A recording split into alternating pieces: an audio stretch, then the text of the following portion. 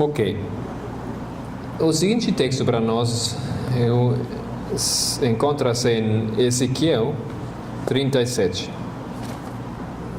Tem duas partes muito importantes aquela visão do Ezequiel.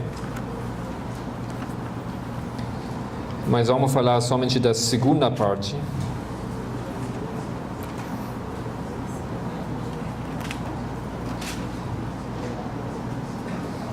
Que começa no versículo 15. Ezequiel 37, versículo 15.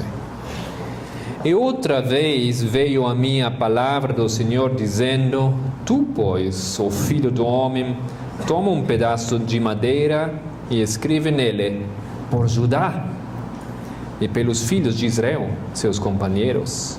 E toma outro pedaço de madeira e escreve nele por José, vara de Efraim, e por toda a casa de Israel, seus companheiros.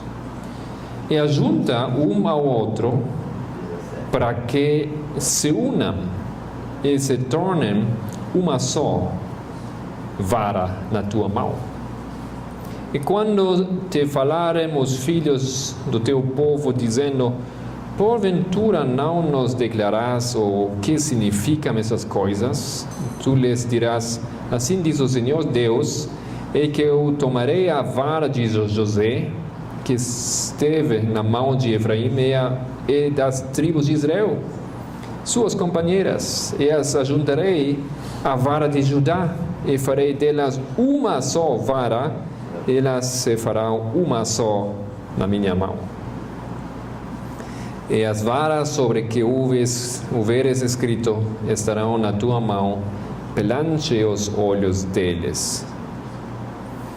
O que é isso? Temos aqui duas varas. Uma vara que representa Judá. Ele tem que pegar aquela vara. Depois tem que pegar outra vara. Aquela vara representa a Israel, Samaria. O que tem que fazer? Que uma vara. A vara aqui representa o povo que foi separado do outro povo. Os dois povos separados.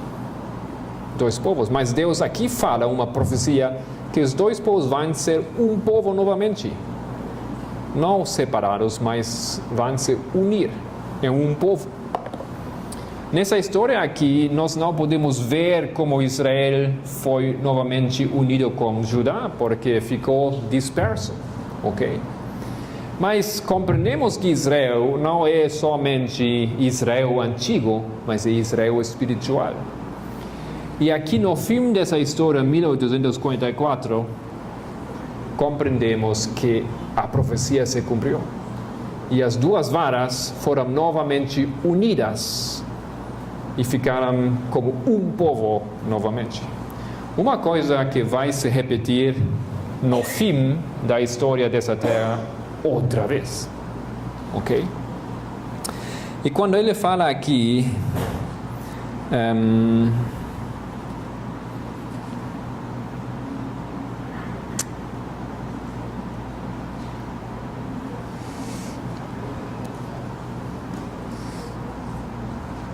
19, tu lhe dirás: assim diz o Senhor, eis que eu tomarei a vara de José, que esteve na mão de Efraim e a das tribos de Israel, suas companheiras, e as ajuntarei à vara de Judá, e farei delas uma só vara.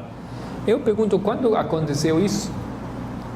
Porque até esse momento nós não poderíamos ajuntar aquelas duas fases de separação ou de destruição dos povos. Quase até hoje, o povo adventista, o que sabia aquelas profecias, ou tinham a ideia de Hiram Edson ou a ideia de Miller. Mas a coisa é simples. Então, Deus fez o pacto com quem? Com o povo de Israel que saiu do Egito. Não é assim? Um povo unido. Agora, no momento que o povo se separa, se divide, quem leva a promessa?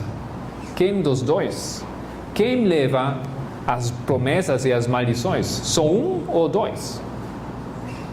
Se tem um esposo e esposa, eles têm um filho como resultado do matrimônio. Se eles se separam, de quem é o filho? Vai ser sempre dos dois. E não podem fazer nada. É de ele também, dela também, ok? Então isso acontece aqui com o povo. Mesmo que o povo se separou, se dividiu em dois povos, o castigo e as promessas e o pacto ficaram com os dois povos. Não, somente porque Israel levou primeiro o castigo em cima dele, não significava que Judá vai se escapar dessa promessa, desse castigo. Então, o que é possível ver aqui, que Deus aplica a promessa, a profecia, as maldições, as promessas de reunião também, em cima de Deus, os dois povos. E é mesmo correto a aplicação do 2520 de Hiram Edson, como a aplicação também de Miller. Os dois são corretos, os dois são perfeitamente corretos. E nós vemos aqui que a lógica é uma lógica difícil de conquistar. As duas lógicas funcionam, somente que as duas aplicações nos contam diferentes histórias. Uma é a história de Israel, o povo que foi castigado e nunca mais voltou, o povo espalhado. A história de Maher Shalal Hasbaz também. E outra a história de Judá, o que vai ser o remanente que volverá um dia. A segunda parte dessa promessa, dessa profecia, que vai se convertir no povo adventista 1244, quando finalmente o povo está reunido e novamente formando um povo de Deus na terra. Ok? Somente que eu acho que é interessante que nós hoje compreendemos isso. Essa profecia é uma profecia velha, mas ficou esquecida, completamente esquecida. Com uns irmãos nos Estados Unidos, eles trabalhavam com aqueles diagramas. Eles estavam investigando da outra temática. Aqui tem o tema do contínuo, outro grande tema dentro da teologia adventista, que é o contínuo. E aqui fala que o contínuo é o paganismo, começando em 508. Eles estavam investigando essa temática quando de repente um deles descobre aquele texto que nós temos aqui agora, do Hiram Edson. Texto esquecido, lá nos arquivos do Review and Herald, ok? Ele descobre. E ele lê o texto e passa para outro irmão o texto. Outro irmão de repente vê que o texto não fala tanto do contínuo, mas fala muito mais dos 2520 anos. Ele pergunta: o que é isso? O que é 2520? Então eles fizeram uma chamada telefônica à Conferência Geral nos Estados Unidos, ao Departamento da História, e perguntaram se eles conheceram aquela profecia. O irmão que estava lá no telefone, o diretor do departamento, ele falou: não, eu nunca tenho ouvido dessa profecia. E outro irmão fala para ele: você conhece o diagrama de 1843? E ele falou: sim, claro, eu tenho uma aqui mesmo, dentro da minha oficina, dentro do meu quarto, aqui está. Eu falo ao outro: por que você não mira em cima, na esquina lá, em cima do diagrama? E ele fala que teve um silêncio no telefone. E o irmão falou: eu tenho esse diagrama aqui muitos anos e nunca tenho visto aquela data. Vocês me podem mandar, por favor, tudo o que vocês têm acerca desse tema? Então, por alguma razão, dentro da nossa história adventista, aquela profecia foi esquecida. basicamente completamente esquecida. Conheço alguns textos de um irmão, eu acho, que é o descendente do Bates, José Bates, ou eu não sei qual número dos descendentes, mas ele tem um ministério e ele fala nos anos 1980, 90, eu acho que ele fala um pouco desse diagrama, fala um pouco disso, mas não muito. Então, basicamente, isso que eu estou falando, essa história aconteceu em 2005, poucos anos atrás. É uma coisa do presente, uma coisa que nós, hoje em dia, estamos redescobrindo. É uma profecia antiga. Falando dos diagramas, então vou añadir um pouco mais de informação.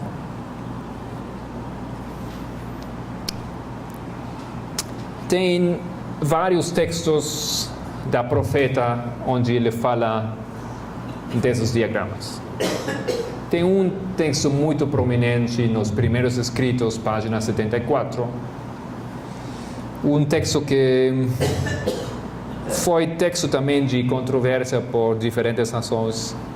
Mas aqui, nessa página, onde diz os 2520 nos dois diagramas, nesse capítulo, esse é o primeiro texto que lá temos em cima.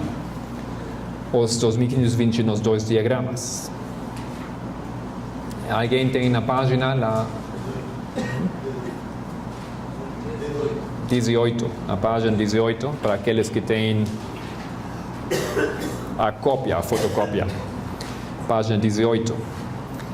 Fala assim: tenho visto, é somente uma frase desse parágrafo aqui, onde ela fala desse diagrama.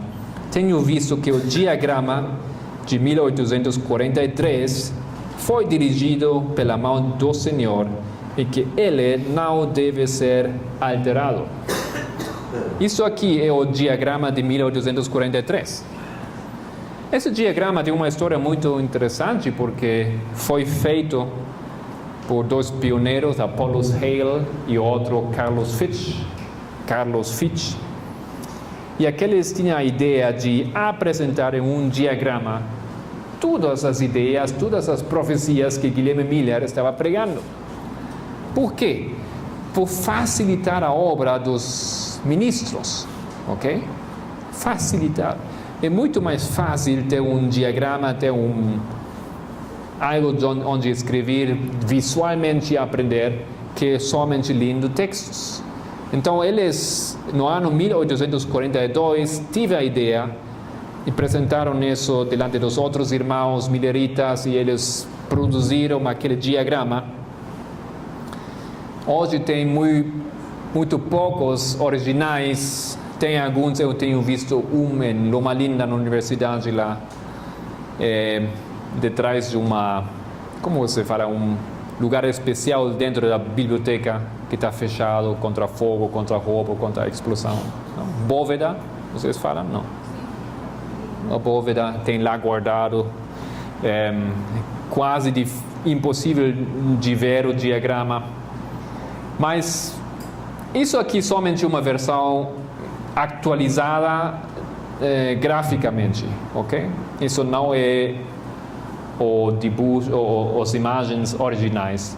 Por quê? Porque aqui temos traduzido o diagrama ao português e fizemos as imagens novas, ok? Mas isso é tudo o mesmo, isso é o diagrama de 1943. E ela fala: tenho visto que o diagrama de 43 foi dirigido pela mão do Senhor e que ele não deve ser alterado. O que significa isso? Que, bom, se foi dirigido pela mão de Deus, eu tenho respeito desse diagrama. E não é tanto as imagens, é que esse diagrama simplesmente mostra a interpretação profética das pregações do Guilherme Miller e outros milleritas. Aqui tem as profecias principais, 1335, 1290, 1260, os 2300.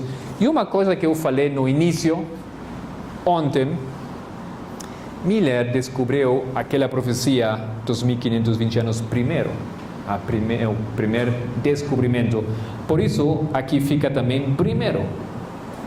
2520, chegando ao ano 43. 2300, chegando ao mesmo ano 43. Começando uma 677, a outra 457.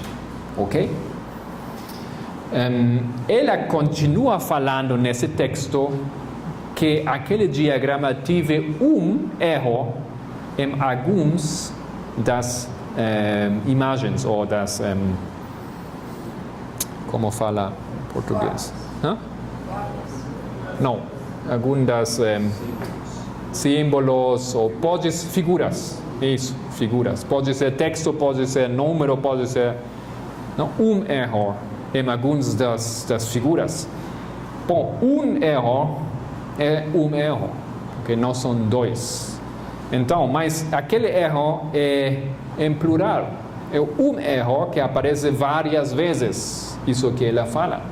Um pouco complicado, mas não é difícil de compreender. Tem erro em alguns, você tem que ler em casa o texto original para ver isso. E aquele diagrama tem erro, ok? E ela fala porque Deus colocou a sua mão em cima daquele erro. Qual foi o erro aqui desse diagrama? O ano 43, ok? Esse foi o erro. Mesmo dentro dessa profecia, como dentro dessa profecia, 43 não foi correto. Mas foi o desenho de Deus de que eles tinham que ter aquele erro na sua investigação. Foi parte do plano de salvação e de formação e de reunião do seu povo nesse momento, claramente. Ok? Mas o que eu quero dizer aqui, se o profeta fala que aquele diagrama foi dirigido pela mão de Deus e que não deveria ser alterado, e aqui tem aquele número, bom, eu acho que podemos aceitar felizmente, tranquilamente aquela profecia. Os mileristas, depois de um tempo, no ano 1850, Helena White teve novamente visões. Nessas visões, ela tem visto que o povo adventista esqueceu os textos daquele tempo. Somente uns 6 anos depois, eles têm esquecido muitas coisas. E ela falou para seu esposo, você tem que reimprimir os velhos textos, que não foram tão velhos, somente 6 anos atrás. E depois ela fala isso aqui, nós temos esse texto em cima, debaixo do outro texto que temos lido. Vi que Deus estava com a publicação do diagrama, falando aqui do diagrama de 1850, você tem que ler todo o contexto, porque ele escreve aquele texto em 1850, feita pelo irmão Nichols. Vi que havia uma profecia na Bíblia que se referia ao diagrama. E se este diagrama está destinado ao povo de Deus, se é suficiente para também basta para outro. E se necessita de diagrama mais amplo, o outro também necessitaria. Então, depois, em 1850, Helena White fala que tem novamente o mandato do Senhor de produzir outro diagrama. E esse foi o diagrama de 1850. Quase o mesmo como esse diagrama. Um pouco mais claro a estrutura. Tem añadido aqui os 3 mensagens angelicais que eles não compreenderam muito claro que eles estavam eles mesmos dando aquelas mensagens. Tem aqui o tema do santuário que eles lá não têm compreendido ainda. E o resto é igual, quase igual. Vocês têm que ver de perto. Mas aqui não aparece 2520. Não aparece aqui em cima, mas aparece aqui embaixo. Não dá para ver porque está aqui abaixo. É muito pequeno para ver de atrás, mas aqui fala dos 2520, 7 vezes 360 anos é 2520 anos. E também fala aqui, antes de Cristo, 677, Israel levado em cativeiro, os 7 tempos começam. Estou vendo que aqui tem um erro no português, esqueceram de colocar o número 7, porque aqui fala os 7 tempos. Começa Levítico 26, ok? Então, ainda nesse tempo, eles não abandonaram aquela ideia dos 1520 anos. Mas o interessante para mim é que Helena White fala que Deus mandou para fazer os diagramas e que Deus estava neles. E em cima, que os diagramas foram um cumprimento de uma profecia. E podemos abrir o texto no Habacuque,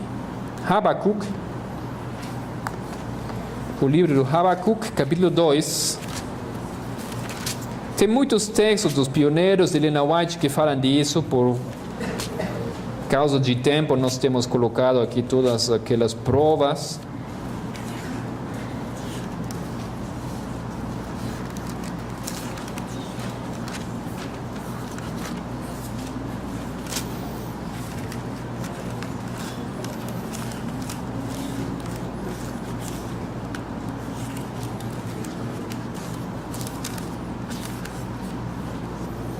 Habacuque, capítulo 2, tem aqui uma história muito interessante. Fala: sobre a minha guarda estarei, e sobre a fortaleza me apresentarei e vigiarei para ver o que falará a mim. Quem fala aqui? Quem é a pessoa que está aqui no cargo, que está lá em cima da fortaleza? Qual a profissão dessa pessoa que está ali aguardando? Aqui tem uma fortaleza e aqui em cima tem um nome. Ok? Ele está guardando o quê? Ele está olhando o quê? Para quê? A profissão, o trabalho, ele é como falam vocês? Um sentinela? Ok, vocês sabem, yeah? Vigia, isso. E quem está vigiando o vigia? Bom, o trabalho dele é se aproxima o inimigo, basicamente. Na lógica das cidades antigas, a cidade às vezes foi muito pequena para fazer tudo adentro, só foi para viver, e o povo trabalhava fora da cidade.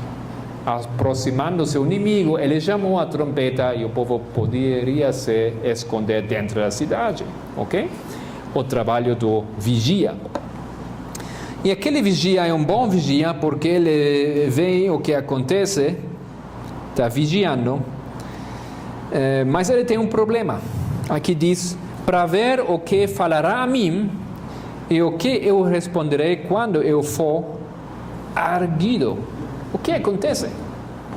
Gosto muito da tradução aqui dessa Bíblia, não sei como está nas suas Bíblias, mas aqui diz: o que eu responderei quando eu for erguido. A mesma tradução como na Bíblia King James do inglês. Ou seja, ele está aqui em cima, vigiando, ele vê que o inimigo está se aproximando, mas o povo diz: você que está falando? Não tem nada disso que você fala. Eu acho que não é certo o que ele fala lá. Eu vou trabalhar, eu vou continuar, eu tenho que ir para as férias, eu tenho que terminar de estudar, eu tenho meu trabalho, eu vou casar, muitas coisas o povo quer fazer. Mas o vigia fala que o povo tem que preparar porque a vinda do Cristo está perto demais, tem que fugir rapidamente dentro da cidade. Mas o povo não acredita. Fala assim, versículo 2: então o Senhor me respondeu e disse: escreve a visão e torna-a bem legível sobre tábuas, para que a possa ler quem passa correndo. O que eu estou aqui resumindo, explicando, não é a minha ideia, não é a minha interpretação, é a interpretação dos mileritas. Bates, Miller, a mesma Helena White, eles falam que a profecia do Habacuque foi um cumprimento. Não tinha o seu cumprimento na produção desses dois diagramas. Por isso ela falou aqui nesse texto que eles cumpriram a profecia de Habacuque. Yeah. Tábuas, plural, 2 tábuas eles fizeram para quê? Para explicar o fim do mundo, a vinda de Cristo, para preparar o povo. Aqui a mensagem foi muito, muito claro. Não tive dúvida, e tem um efeito muito importante na história milerita. Quando eles sacam o diagrama no ano 42, no seguinte ano, não, no mesmo ano, um mês depois, as igrejas protestantes fecham as suas portas. Ok? Maio sai o diagrama, junho eles começam a fechar as suas portas. Por quê? Porque agora eles podem ler, aquele povo acredita que Cristo vai vir em 2 anos ou 1 ano. Não, isso é muito. Eu não vou deixar que na minha igreja eles falam isso. Ok? Os protestantes, eles reaccionaram a esse diagrama. Para outros foi muito, muito bom. Uma grande ajuda de compreender as profecias. Por exemplo, Guilherme White. A história fala que Guilherme White ele foi emocionado da mensagem do Miller. Ele queria também pregar a mensagem de Miller. Mas quando ele pregou a primeira vez, o povo ficou saindo e não voltando. Por quê? Porque ninguém compreendia o que ele falava. Acho que ele não foi bom pregador. Não teve o dom, ou não teve a experiência, e não pregava bem. Então, o que aconteceu é que ele pegou o diagrama e ele se encerrou no seu quarto por 1 semana até compreender cada detalhe deste diagrama. Cada data, cada símbolo, cada versículo, a compreensão completa ele procurou e entendeu aquele diagrama. Então, transformou aquele homem este diagrama e ele se convertiu no líder do movimento, um dos líderes importantes do movimento adventista. Ok? Então, por que eu falei isso? Porque esses diagramas mostram muitas coisas, mas, entre outras, também contém a profecia dos 7 tempos, aqui embaixo.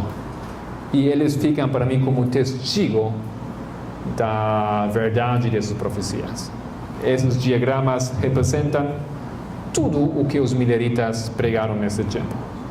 Vocês podem desafiar aquela expressão, mas acham de encontrar outra temática dos mileritas dentro do tempo 1240 até 44, outra temática que não fica aqui nesse diagrama. Eles tinham claramente alguma discussão lá desse tema, algum texto lá, mas o tema que eles pregaram, todos, e tinham 300 pregadores do mensagem milerita, todos pregaram com esse diagrama, todos usaram esse diagrama, e todos pregaram tudo que continha esse diagrama.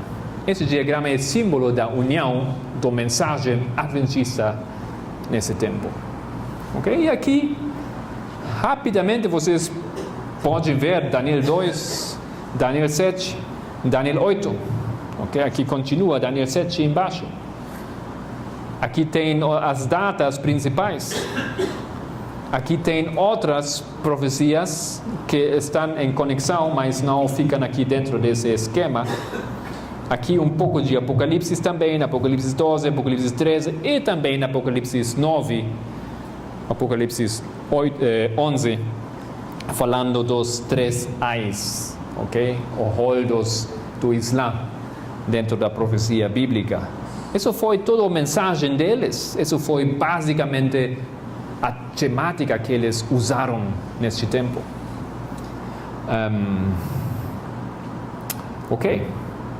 E claro, aqui está, vocês podem ler isso. Voltando aqui a nosso texto, temos uma expressão da irmã White do Obreiros Evangélicos, página 306, o seguinte texto, onde fala as veredas antigas. Eu só quero dizer que aquele diagrama não somente representa o que eles pregaram, mas representa uma mensagem que o povo recebeu dentro desse tempo, 40 até 44. E essa mensagem, para Helena White, ficou como fundamento da fé adventista. Fala assim: o inimigo está procurando desviar o espírito de nossos irmãos e irmãs da obra de preparar um povo para subsistir nesses últimos dias. Seus enganos destinam-se a afastar a mente dos perigos e diversos do momento. Eles consideram coisa de pouco valor a luz que Cristo trouxe do céu a fim de dar a João para o seu povo. Que é isso? A profecia de Apocalipse, as profecias. Ensinam que as cenas que se acham mesmo adiante de nós não são suficientemente importantes para merecer especial atenção. Tornam de nenhum efeito a verdade de origem divina e roubam o povo de Deus de quê? De sua passada experiência, dando-lhe um lugar disso, uma falsa ciência.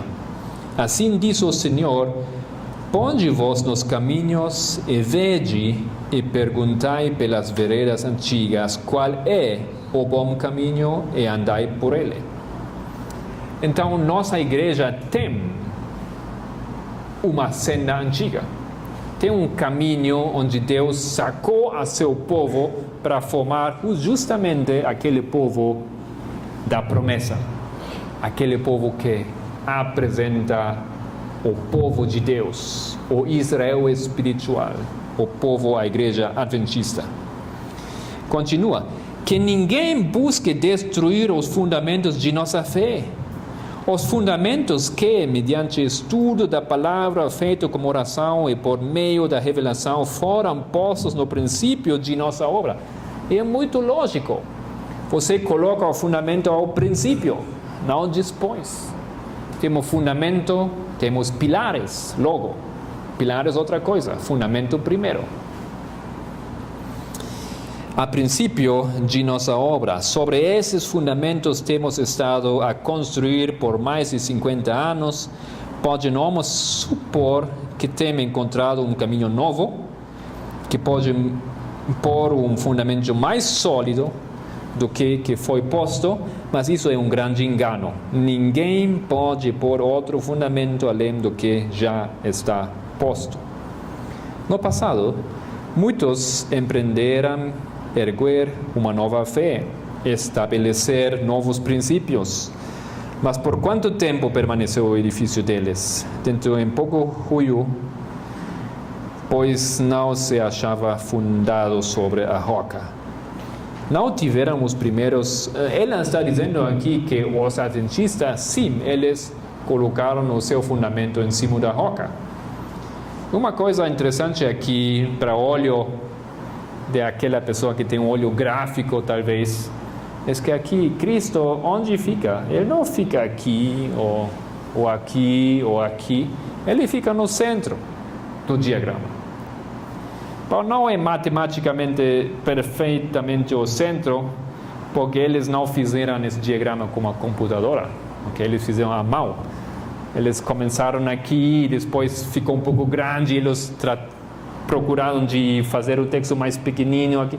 É um trabalho de mão, não muito profissional, ok? Do aspecto gráfico, mas do aspecto do conteúdo é perfeito. E aqui Cristo fica no centro, no mesmo com esse diagrama, onde ele fica basicamente no centro do diagrama. Cristo sempre é o centro, sempre é o centro. É nosso centro, centro da profecia, centro de todas as profecias. Mesmo lá nos 7 tempos apareceu Isaías 7, o Cristo, muito interessante. E o seguinte texto, quase já para fechar, hoje, The Review and Herald, abril 14, 1903, a advertência chegou Vou terminar a ler outro texto também. Tem uma frase aqui importante. Não tivéramos primeiros discípulos que enfrentar os ditos dos homens? Não tiveram que ouvir falsas teorias e depois, havendo feito tudo, ficar firmes, dizendo: ninguém pode pôr outro fundamento além do que já está posto? Assim devemos nós manter o princípio de nossa confiança firme até o fim. Não vamos nos procurar de rejeitar ou destruir a firme plataforma de nossa fé. A advertência chegou. Nada deverá ser alterado de maneira alguma, como que para modificar os fundamentos da nossa fé, nos quais temos construído desde que a mensagem chegou, em 1242, 1243 e 1244.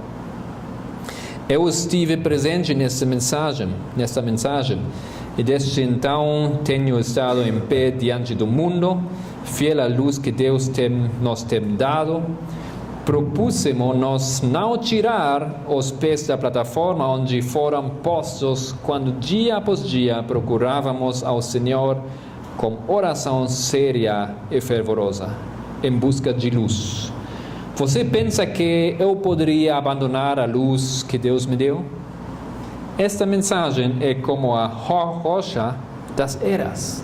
Essa mensagem é a mensagem do Cristo. Tem me servido de guia desde o momento que me foi dada.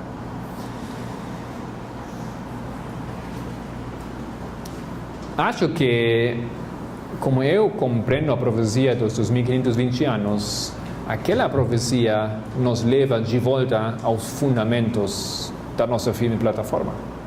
Isso que faz aquela profecia.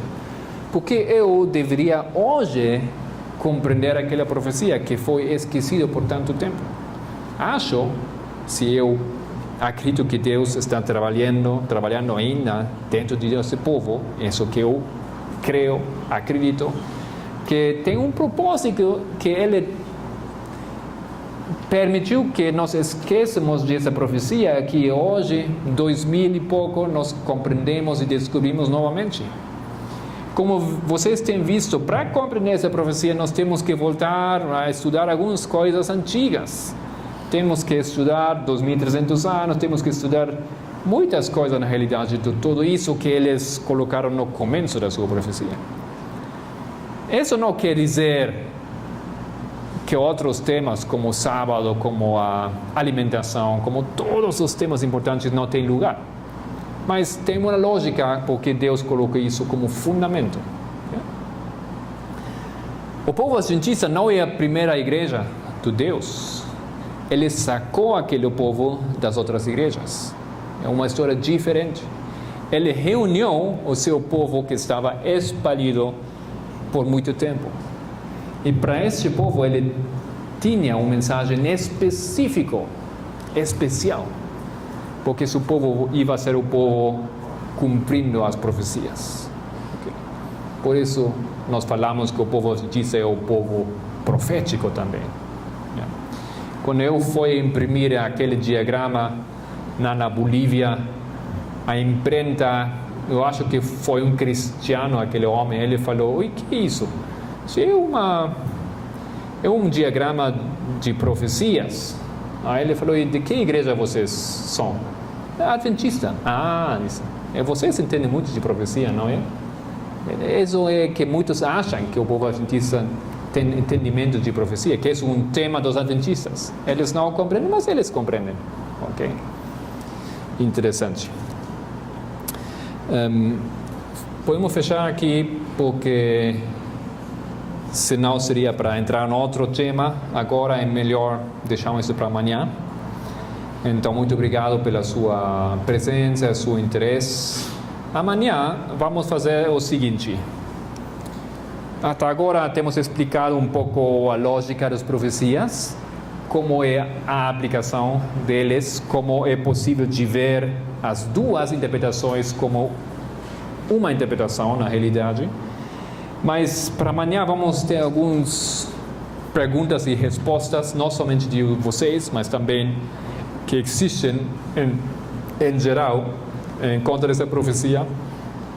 Vamos ver como aquela profecia existe em muitos mais lugares dentro da mesma Bíblia, aparece várias vezes.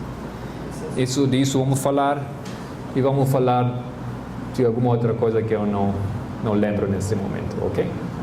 Bom, muito obrigado e boa noite.